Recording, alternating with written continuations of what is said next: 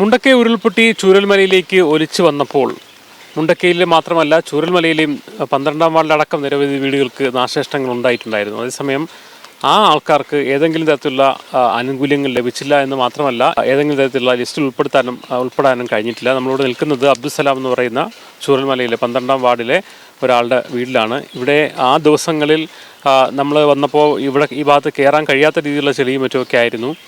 സലാം കൂടി നമ്മോടൊപ്പം ചേരുന്നുണ്ട്. ശരിക്കും ഈ ഉരുൾപൊട്ടി വന്ന സമയത്ത് ഇവിടെ എങ്ങനത്തെ അവസ്ഥയായിരുന്നു? ഇവിടെ ഏകദേശം ഒരു 4 അടി ഹൈറ്റിൽ ചളിയും വെള്ളം കയറി കിടക്കായിരുന്നു. ഇവിടെ ഇങ്ങോട്ട് കടക്കാൻ കഴിയില്ലായിരുന്നു ആർക്കും. നിങ്ങളവിടെ മുമ്പൂടെ വന്നിട്ടുണ്ടല്ലോ, നിങ്ങൾക്ക് കടക്കാൻ കഴിയില്ലായിരുന്നു.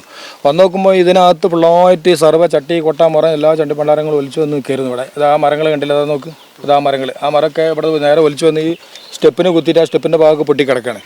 പിന്നുള്ളത് അവിടെ വേറൊരു മരം കിടക്കുന്നത്, അതവിടെ സാറന്ന് അങ്ങോട്ട് നോക്കിയത് അവിടെ ഒരു മരം കിടക്കുന്നു, അതാ കിണറിൻ്റെ മുകളിൽ കിടക്കുകയാണ്. ആ ഭാഗത്തെ മതിലും പൊളി, ആ കല്ലെന്നെ എവിടെ നിന്ന് കാണുന്നില്ല, ഒലിച്ചു പോയിട്ട് അത് കാണുന്നില്ല എവിടെ എന്നുള്ളത്.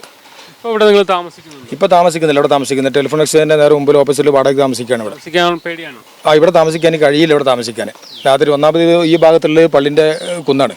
അതിനകത്ത് 18-ലും 19-ലും പൊട്ടി വന്നിട്ട് അന്ന് ഒരുപാട് കൃഷി നശിച്ച് കൃഷിഭവന് ധനസഹായം കിട്ടിയിട്ടുള്ളതാണ്. അന്നും വീട്ടിൽ വെള്ളം കയറിയിരുന്നു. നിലവിലിപ്പോൾ എന്തെങ്കിലും തരത്തിലുള്ള സഹായങ്ങൾ ഇപ്പോൾ ഒന്നും ലഭിക്കുന്നൊന്നുമില്ല. നമുക്ക് ദിനപത്ര സർക്കാർ ഫസ്റ്റിൽ ഒരു 3 മാസം 2 മാസം തന്നിരുന്നു. പിന്നീട് നമ്മൾ അതിന് ക്യാൻസലാക്കി. കാരണം ഉരുൾപൊട്ടലും പോലെ ഞാനിവിടെ ഒരു വണ്ടി എടുക്കുന്ന ആളായിരുന്നു. തോന്നുന്നു അങ്ങാടിയിൽ ടൗണിലായിട്ട് ബന്ധപ്പെട്ടിട്ട് വണ്ടി എടുക്കുന്ന ആളായിരുന്നു.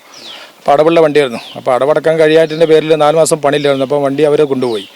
അപ്പോൾ ഉരുൾപൊട്ടൽ മൂലം തൊഴിൽ നഷ്ടപ്പെട്ടൊരു വ്യക്തിയാണ്. ഉരുൾപൊട്ടൽ മൂലം തൊഴിൽ നഷ്ടപ്പെട്ട വ്യക്തിക്കാണല്ലോ സർക്കാർ ദിനപത്ര കൊടുക്കുന്നത്. അത് നമുക്ക് അനുവദിച്ച് തന്നിട്ടുള്ളവരെ കാകുമ്പോൾ 3-4 പ്രാവശ്യം കളക്ടറേറ്റ് പോയിട്ട് മറ്റേ താലൂക്കിൽ പോയിട്ട് അപേക്ഷ കൊടുത്തിട്ടില്ല. അപ്പോൾ അവർ പറഞ്ഞിട്ടുള്ളത് കളക്ടറേറ്റിലേക്ക് കൊടുത്തിരുന്നുണ്ട്, പരിഗണിക്കുക എന്നുള്ളത്. ശരിക്കും ഒരു ഉദ്യോഗസ്ഥൻ വന്ന് ആദ്യം 3 മാസം കിട്ടിയിരുന്നു. പിന്നെ അത് ക്യാൻസലായി, ഓട്ടോമാറ്റിക് ക്യാൻസലായി. ഞങ്ങളിവിടെ 12-ാം വാർഡിൽ ഉരുൾപൊട്ടൽ മൂലം ആകെ കരുതിയ ഒരു 4 വീട്ടുകാരും വെള്ളം കയറി ചളി മറിഞ്ഞ വീട്. ഒന്ന് അലിയാരുകുട്ടി എന്ന് പറയും, പിന്നെ ഒരു കൊല്ലാറന്നാസർ, ഒരു സേനബ, ഒരു അബ്ദുസലാം, ഈ 4 വീടുള്ളൂ. ഇത് വില്ലേജ് ഓഫീസർക്ക് വന്നവർക്ക് ബോധ്യപ്പെട്ടിട്ടുള്ളതാണ്. പക്ഷേ എന്നിട്ട് ലിസ്റ്റിൽ ഉൾപ്പെടുത്തിയിട്ടില്ല. നഷ്ടപരിഹാരം ലഭിച്ചിട്ടില്ല, ഒന്നും ചെയ്തിട്ടില്ല.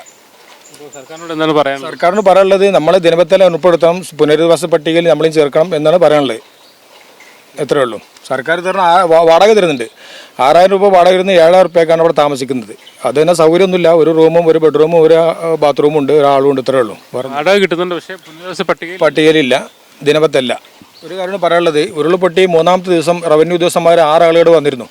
അതിലിപ്പോഴും ഓർമ്മയുണ്ട് എനിക്ക് 2 സ്ത്രീയും 4 പുരുഷന്മാരായിരുന്നു. അപ്പോൾ ഞാനിവിടെ റോട്ടുമ്പോൾ നിൽക്കുകയാണ്. അപ്പോൾ അവരിവിടെ നിന്ന് അന്വേഷിച്ചു, വീടിൻ്റെ ആളാരെ അന്വേഷിച്ചു. അപ്പോൾ അവിടെ നിന്ന് വിളിച്ച് നിങ്ങൾ വീട്ടിൽ ആൾ വന്നിട്ട് പോയി. അപ്പോൾ ഇവിടെ ഒന്ന് നോക്കിയപ്പം അവരുടെ കയ്യിൽ ഇത്ര വലിയ ഫയലുണ്ട്. അവർ ചേട്ടന് വീടാണ് പറഞ്ഞു. അന്ന് ഈ ചണ്ടിപ്പണ്ടാരങ്ങളൊന്നും നീക്കിയില്ല, അങ്ങനെ കിടക്കുകയാണ് ഇവിടെ. അവർ ചുറ്റും നടന്ന് എല്ലാ ഭാഗവും പരിശോധിച്ചിട്ട് പറഞ്ഞു, ചേട്ടാ ഇത് അൺഫിറ്റാണ്, ഇവിടെ നിങ്ങൾ ഒരിക്കലും താമസയോഗ്യമല്ല, അൺഫിറ്റാന്ന് എഴുതിയിട്ടില്ല. ചേട്ടന് വല്ല എതിർപ്പുണ്ട്? അങ്ങനെ ഒരു എതിർപ്പില്ല, അപ്പോൾ താമസയോഗ്യമല്ല. അവർ അന്ന് ആ ഫയലിൽ അങ്ങനെ എഴുതി പോയതാണ്. അതിൻ്റെ അഡ്രസ്സില്ല, ആ ഫയൽ എവിടെ, ഉദ്യോഗസ്ഥന്മാരെ ഒന്നും അറിയില്ല. ഇപ്പോഴും ഓർമ്മയുണ്ട് 6 പേരെ വന്നിരുന്നു ഇവിടെ നിന്ന്.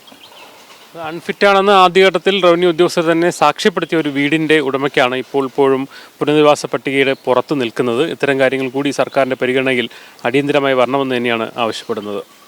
ജിഷ്ണു മീനങ്ങാടിക്കൊപ്പം മുഹമ്മദ് അസ്ലാം, മീഡിയ 1.